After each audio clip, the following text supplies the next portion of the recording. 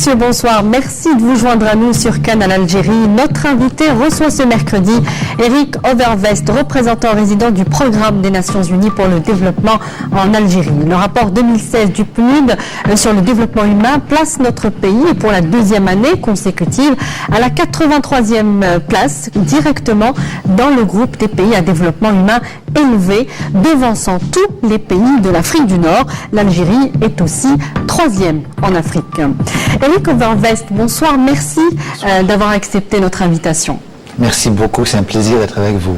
Alors, d'abord, on va tenter de comprendre ce qu'il y a dans ce rapport et en quoi il est important, le rapport annuel du PNUD, qui couvre un total de 188 pays dans le monde et qui se base sur des critères précis pour faire ses calculs, notamment la santé, la longévité, le savoir, le niveau d'éducation et le niveau de vie, et ce qui n'est pas forcément en rapport avec les performances économiques. Tout à fait. D'abord, le dernier rapport a été lancé il y a quelques jours en Suède avec l'administratrice du PNUD, Mme Ellen Clark, avec le Premier ministre suédois, le 21 mars.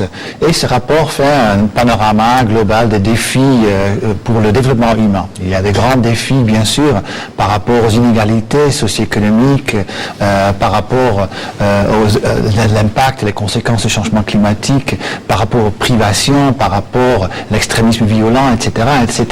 Mais aussi, ça donne un message positif parce qu'il y a quand même, depuis 90, alors 1990, c'était le premier rapport du développement humain, qu'il y a des avancées inimaginables. Il y a plus d'1 milliard de personnes qui ont échappé à l'extrême pauvreté depuis 1990. Alors c'est quand même des avancées énormes et en fait que la concrétisation de nos espoirs pour un avenir meilleur sont à notre portée, sont possibles. Alors c'est un message positif. Le rapport est intitulé cette année-ci « Le développement humain pour tous ». Oui. Pourquoi pour tous? Parce qu'on parle très souvent des moyennes, tandis qu'il faudrait avoir les données plus désagrégées pour vraiment voir la situation, pour mieux préciser la situation. Il y a quand même des écarts hommes-femmes, des écarts entre les régions dans un pays. Alors l'indice commence à mesurer. On parle d'un indice de développement humain. Et pourquoi on a cet indice? D'abord parce que on pense que c'est pas juste la croissance économique, c'est pas juste la taille d'une économie qui est important pour mesurer le niveau de développement. Il faudrait avoir d'autres indicateurs parce que finalement, c'est un développement qui va au-delà de juste la rémunération, la taille d'une économie. Ce sont des indicateurs par rapport à la santé et l'éducation. Si nous avons on vit longtemps, en bonne santé, on a accès à des connaissances, on a les moyens pour avoir une vie à un niveau décent, c'est quand même une qualité de vie qui n'est pas mesurée juste par l'argent. Et non pas la croissance économique. Croissance économique, parce que finalement, le produit intérieur brut, c'est la richesse d'un pays. Oui. Alors, les indicateurs qui ont été définis sont 4 indicateurs. Tout d'abord, c'est l'espérance de vie à la naissance, combien d'années en moyenne qu'on espère avoir dans la vie. Ensuite, la durée attendue de la scolarisation et la durée moyenne de scolarité. Il y a une différence bien sûr entre les deux. Et finalement... La différence, c'est que la deuxième traduit la réalité, la durée moyenne. Tout à fait. Et la durée attendue, c'est ce qu'on peut espérer dans le contexte socio-économique et même sécuritaire aussi du système scolaire. Tout à fait. Ouais. Et le revenu brut par habitant. Oui. Bien sûr, c'est la donnée économique, croissance économique. Si on regarde ces 4 indicateurs, on arrive avec un calcul, à un indice de développement humain. Et c'est cet indice qui est utilisé pour le rapport de développement humain. Alors, on va justement un petit peu détailler par rapport à l'Algérie, puisque c'est ce qui nous intéresse ce soir dans ce rapport mondial. Que peut-on dire sur le classement de l'Algérie, 83e place dans ce classement mondial sur 188 pays? Qu'est-ce que cela veut dire concrètement? Ça veut dire que l'Algérie se retrouve dans la catégorie de pays avec un développement humain élevé. Il y a des pays avec un niveau de développement humain qui est très élevé. Il y a 50 pays dans le monde qui ont ce développement humain très élevé. Mais ensuite, il y a des pays avec un développement humain élevé qui ont très bon accès finalement à la santé, l'éducation et des revenus bruts à un niveau élevé par habitant. Et ensuite, il y a des pays avec un développement humain qui est moyen ou qui est faible. Et quand on regarde les indices, à la fin de la liste, on retrouve les pays, surtout subsahariens, la République centrafricaine, le Burkina Faso, le Niger, qui sont toujours malheureusement alors les derniers pays de la liste. Mais juste par rapport à, quand on regarde à ces catégories, à ces différents groupes, pourquoi justement on a disposé ces groupes de cette manière dans ce rapport? Parce que c'est par rapport à certains niveaux alors des indices de développement humain. Et si on regarde le plus précis l'Algérie, on voit que les chiffres se sont améliorés entre 2015, le dernier rapport l'année dernière, et cette année-ci. Et ainsi que également que l'Algérie a fait énormément de progrès pendant les dernières 15 ans, elle a progressé de 24 places. Et si on regarde la position maintenant de développement humain élevée, ça veut dire qu'il y a une espérance de vie qui est relativement élevée. En Algérie, c'est de 75 années. Quand on regarde la durée attendue de scolarisation, c'est de 14 années. Ce qui est au-delà et au-dessus de la moyenne des pays arabes. Sur les pays arabes, on est classé 8e. Vous êtes, pour les pays arabes, vous êtes, pour les pays à développement, disons, élevé, on est le 3e. 3e en Afrique. On est 3e pour les pays, arabes, avec un développement humain élevé. C'est l'Oman et c'est le Liban qui ont un développement un peu plus élevé. Mais si on regarde tous les pays arabes, on est je crois à 8e position, parce que on a également les pays du Golfe, Qatar, l'Arabie Saoudite. Alors juste pour revenir à ma question que je vous ai posée juste avant, par rapport à cette catégorisation des pays dans ces différents groupes, est-ce que cela crée une émulsion, voire une espèce de concurrence entre les pays pour faire mieux finalement dans le prochain rapport du PNUD? Est-ce que ça marche? C'est également, je crois que c'est ça le message, c'est comment on peut, l'Algérie, comment on peut aller dans la catégorie maintenant des pays de développement très élevé. Ou ceux qui sont maintenant dans le développement moyen ou faible, comment ils peuvent progresser. Parce que finalement, on veut être le premier de la classe, on veut être le meilleur. C'est quoi le meilleur pays? C'est la Norvège, c'est le numéro 1, suivi par l'Australie. Mais on souhaite que l'Algérie va également progresser, au moins dans la catégorie des pays de développement humain très élevé. Comment l'Algérie a réalisé cette progression, 24 places en une quinzaine d'années finalement? Quels ont été ou quels sont les secteurs qui ont été les plus, où les progrès ont été les plus significatifs? Oui, il y a alors énormément de progrès qui a été fait dans la santé et dans l'éducation. En fait, avec un prix du baril, le prix de pétrole qui était élevé au cours des dernières 15 années, l'Algérie finalement a investi énormément dans les infrastructures socio-économiques de ce pays. Et ceci s'est traduit finalement dans les bons résultats dans l'indice de développement humain. Nous avons vu, et il y a un rapport du gouvernement algérien sur les objectifs du millénaire de développement. Et alors ce rapport fait le constat des progrès de 2000, c'est le début de l'objectif du millénaire, avec le début du nouveau millénaire, sur 15 ans. Et on a fait des constats qu'il y a énormément de progrès qui ont été faits. Alors, si vous voulez, il y a, par rapport à la réduction de l'extrême pauvreté, il a été réduit de 1,9 à 0,8%. Et ça, c'est le chiffre de 2011. Par rapport au taux de chômage qui était de 27% en 2001, qui maintenant est à 11%, ou même moins de 11%. Par rapport à la proportion de la population qui sont non raccordées au réseau de l'AEP, qui était de 29% en 2000, qui en 2015 est à 2%. Si on regarde alors, le taux de raccordement de la population au réseau de l'assainissement, qui était de 33%, maintenant c'est à 90, plus de 90%. Alors ce sont quand même des avancées énormes que l'Algérie a fait au cours des dernières 15 années et qui se traduisent alors dans un bon indice dans le développement humain. Alors par rapport aux OMD, les objectifs du millénaire pour le développement, est-ce que c'était aussi important que l'Algérie réalise et concrétise ces 8 objectifs qu'elle s'était assignés, elle s'était engagée à les tenir avant terme? Elle les a réalisés avant terme. Elle l'a fait avant l'échéance de 2015 de ces objectifs. La quasi-totalité de ces objectifs ont été atteints à temps. Il y a très peu de pays qui ont fait ce progrès. Mais également, par exemple, moi je veux également me mettre dans une perspective de développement humain, parce que l'Algérie figure parmi les 10 premiers pays au monde qui ont fait plus de progrès en termes de développement humain de 1970 jusqu'en 2010.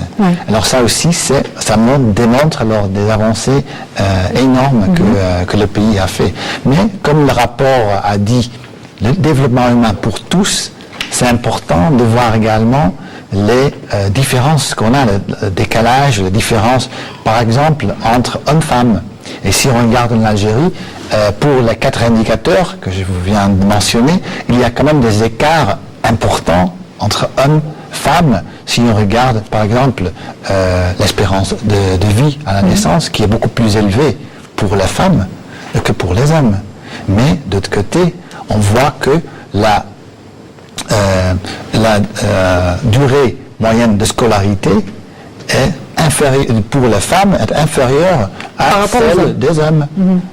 Ça veut dire qu'il y a un abandon scolaire importante et alors le gouvernement qui travaille bien sûr sur cette question.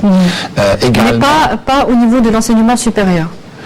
Par rapport à l'enseignement supérieur, on a plus de femmes qui sont dans l'enseignement supérieur, mais si on regarde le marché de travail, et ça c'est aussi un important indicateur, on voit que la participation des femmes dans la vie active est à 16,4%. C'est le chiffre qui ressort du rapport de l'OMD, tandis que pour les hommes c'est à 67%. Ça veut dire que 67% des hommes sont dans la vie active, tandis que seulement 16,4% des femmes sont dans la vie active. C'est un écart. Tandis qu'elles sont très bien représentées au niveau de l'enseignement supérieur. Mais elles ne sont pas actives dans la vie économique. Elles ne sont pas suffisamment actives sur le marché du travail. Et ça, c'est quand même un message important à donner, voir comment on peut avoir plus de participation des femmes, parce que finalement, avec une meilleure participation des femmes, on aura également un meilleur indice de développement humain. Et par rapport à la jeunesse, les préoccupations de la jeunesse, à travers donc l'insertion professionnelle, vous venez de le dire, entre femmes et hommes, ou même la réforme du système éducatif, la formation professionnelle, est-ce que cela, comme dans le rapport donc national sur le développement humain en Algérie, qui a été présenté en février dernier, qu'est-ce qui ressort à travers le rapport du PNUD sur la jeunesse? Il y a le rapport mondial qui vient d'être publié, et on a parlé de ce classement dans ce rapport mondial. Ensuite, il y a le rapport arabe sur le développement humain. Et le rapport arabe qui vient d'être lancé en novembre l'année dernière, c'était spécifiquement sur la jeunesse et la situation de la jeunesse, qui a quand même fait ressortir que les populations dans les pays arabes sont des populations assez jeunes. Le Maroc, la Tunisie, l'Algérie, bien sûr, on a 58% de la population de moins de 30 ans. Ça veut dire qu'il y a beaucoup de jeunes. Alors on peut le voir comme un problème parce qu'il faut donner de l'emploi aux jeunes, mais finalement, le rapport développement humain le voit comme une force, comme une potentialité à saisir, parce que c'est une génération de jeunes qui est mieux formée, qui est mieux connectée, meilleur accès à l'information, à meilleure santé par rapport à des générations de jeunes précédentes. Et l'Algérie a fait également son rapport, le rapport national sur le développement humain. Et ce rapport était spécifiquement sur la jeunesse et a fait une très bonne analyse, pas juste quantitative, mais également qualitatif. Et c'est pas souvent connu ce rapport, mais ce rapport qui était très très bien élaboré donne, je crois, une très bonne analyse par rapport à la situation de la jeunesse de point de vue de développement humain. Alors, par rapport au choix économique de l'Algérie, vous avez parlé de ce choix d'investir ou de se baser sur l'investissement important, notamment en termes d'infrastructures. Est-ce qu'il a été payant en termes d'IDH ? On voit alors dans le développement humain que le produit intérieur brut, bien sûr le revenu brut a augmenté, et ça veut dire que la taille de l'économie a augmenté, ça veut dire qu'il y a un bon investissement qui a été fait dans l'économie. Le grand défi, parce qu'il faut faire une analyse qualitative, pas juste quantitative, c'est que l'économie n'est pas suffisamment diversifiée. C'est la diversification économique qui est un des grands défis pour l'Algérie, que bien sûr le gouvernement travaille là-dessus pour développer beaucoup plus le secteur hors hydrocarbures. Mais est-ce qu'aujourd'hui vous diriez que l'Algérie serait un important partenaire économique ? C'est un partenaire économique très important. L'Algérie a également des potentialités économiques qui sont incroyables, qui sont énormes. Je pense que on pourrait avoir alors, une progression, le développement humain beaucoup plus dans le futur si on continue avec les investissements qu'on fait dans l'économie. La potentialité que l'Algérie a par rapport à la porte de l'Afrique avec la route qui va de transsaharienne qui va relayer jusqu'à Abuja.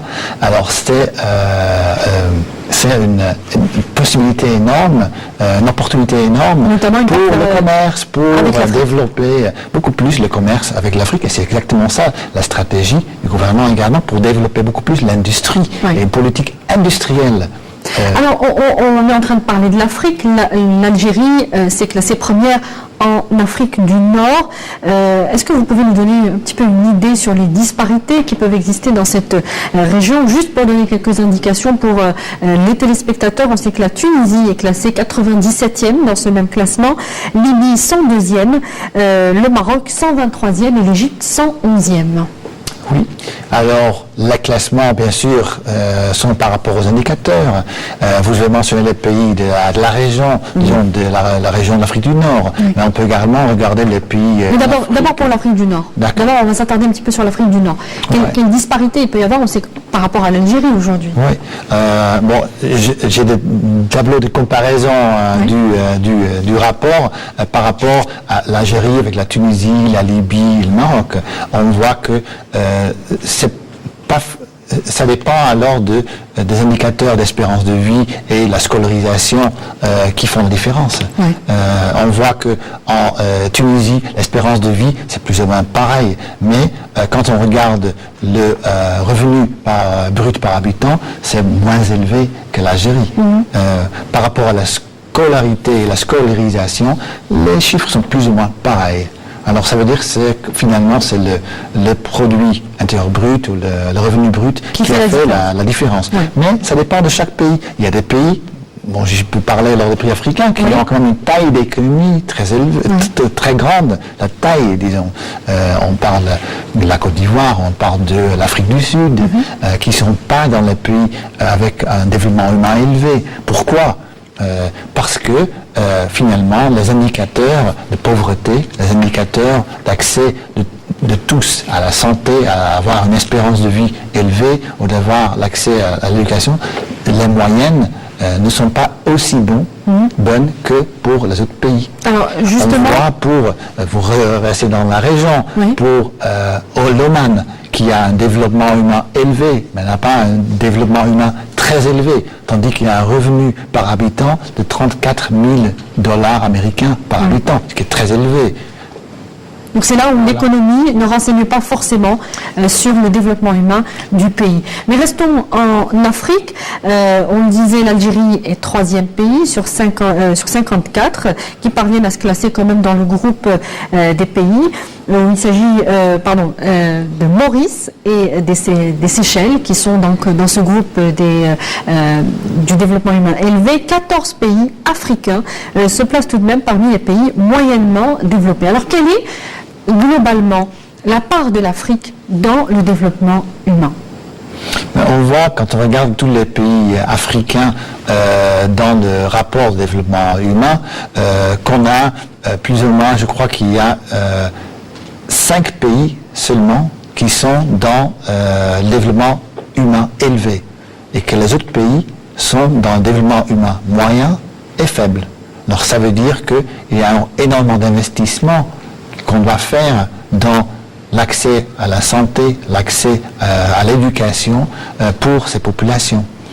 Et quand on regarde les 5 pays, vous avez mentionné Seychelles, l'île Maurice, bien sûr l'Algérie qui est numéro 3, on a la Tunisie, la Libye, bon, c'est l'Afrique du Nord. Mais le reste des pays ont un développement qui n'est même pas élevé, qui est au niveau moyen ou faible. Mais est-ce que finalement, lorsqu'on voit les pays qui ferment le tableau de ce classement, qui sont à peu près toujours les mêmes, là c'est le Niger je crois, Burkina Faso, la République centrafricaine, le Tchad, est-ce que ce sont finalement toujours les mêmes pays qui ferment ce classement? Est-ce que les disparités, les inégalités se trouvent toujours du même côté de la planète? Oui, mais je crois qu'il y a aussi un message positif, parce que les pays peuvent changer dans leur classement, peuvent progresser dans leur classement. Ce que je vous ai dit au début, il y a comme des avancées inimaginables que nous avons eues. On voit que l'Algérie a progressé 24 places. Alors avec les bonnes politiques, avec la volonté, avec une bonne stratégie qui vise vraiment le développement humain, les pays peuvent progresser.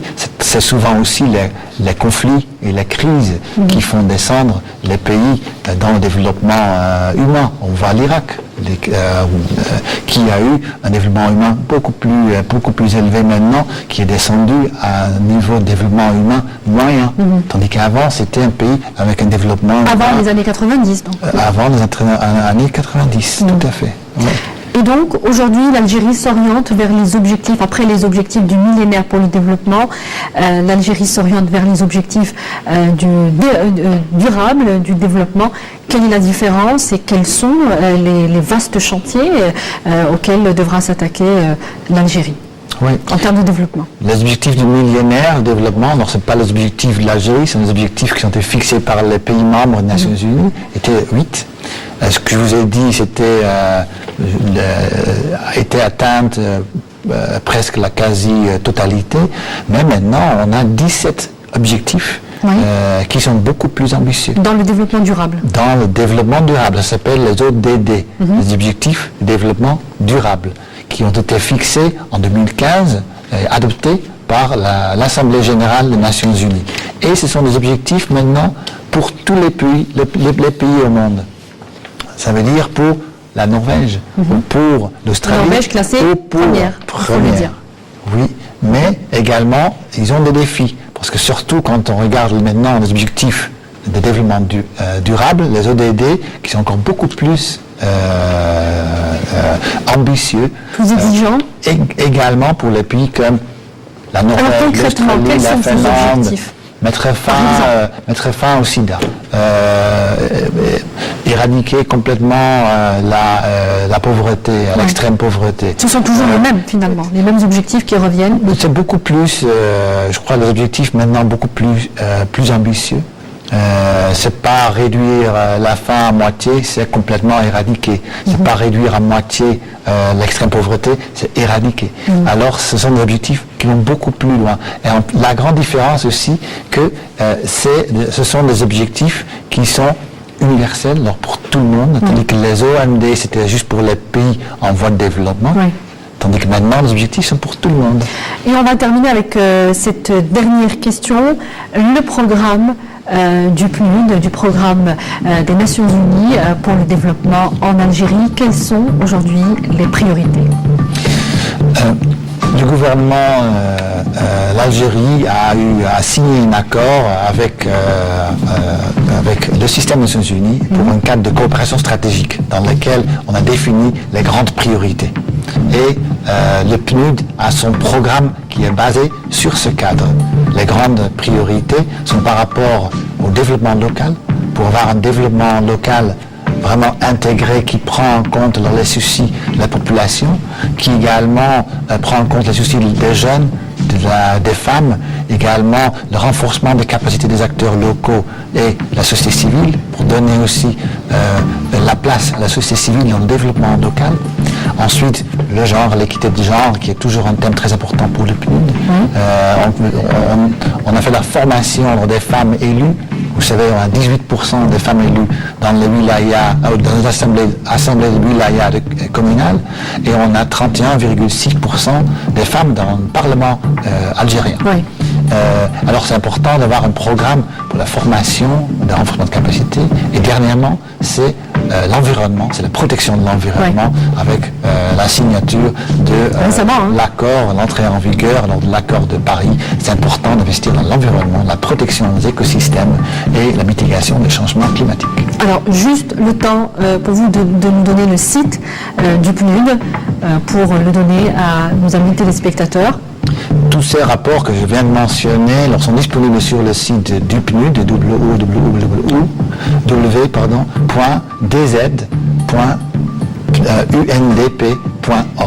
Très bien. Eric Overvest, je rappelle que vous êtes représentant résident du programme des Nations Unies pour le développement en Algérie. Merci d'avoir répondu à nos questions ce soir. Merci à vous. Merci à vous également de nous avoir suivis. Je vous rappelle que l'émission sera en replay sur le www.untv.dz. Elle sera rediffusée demain après le journal de la mi-journée. Très bonne suite de programme sur notre chaîne et bonsoir.